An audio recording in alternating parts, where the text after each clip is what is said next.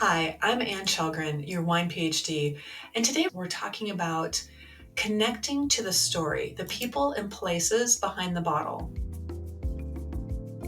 A special thank you to LKNconnect.com for helping us to connect with wine lovers like you. So a lot of times when we go into, say, a restaurant or a wine shop, we'll just pick a wine, enjoy it, and that's it. Well, I don't know if you knew, but you can actually go out, especially now with the internet, and look up the wine that you're enjoying and find out more information. Oh, this is a good trivia question. On the back of the wine bottle, we'll look at the label and there'll be more details about this wine comes from here. It was made by this family. It will pair well with these dishes. Those are really great labels. I love when they do that.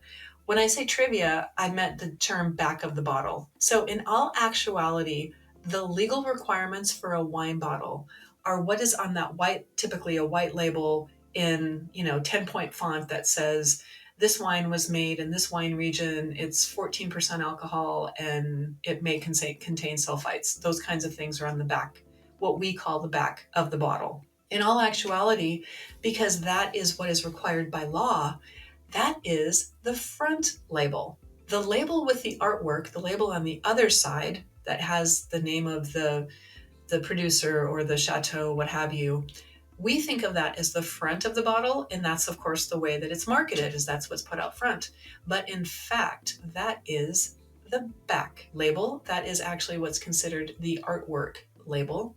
That is not required by law. That could be completely gone off the bottle and it wouldn't matter from a legal standpoint to anyone. But as anyone knows, most people pick wine by how the label looks or the name, or if something just kind of makes a connection with them.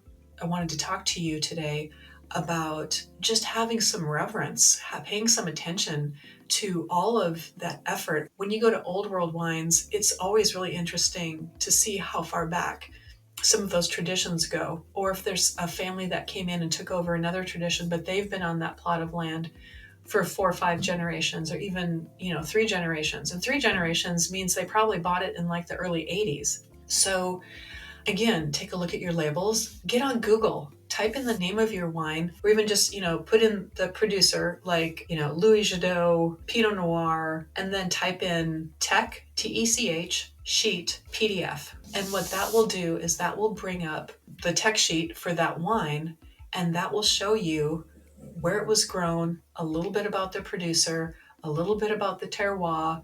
If it's an old world wine, what the growing season was. If it was a tough year, which may have produced better wines because wines do better when they're stressed.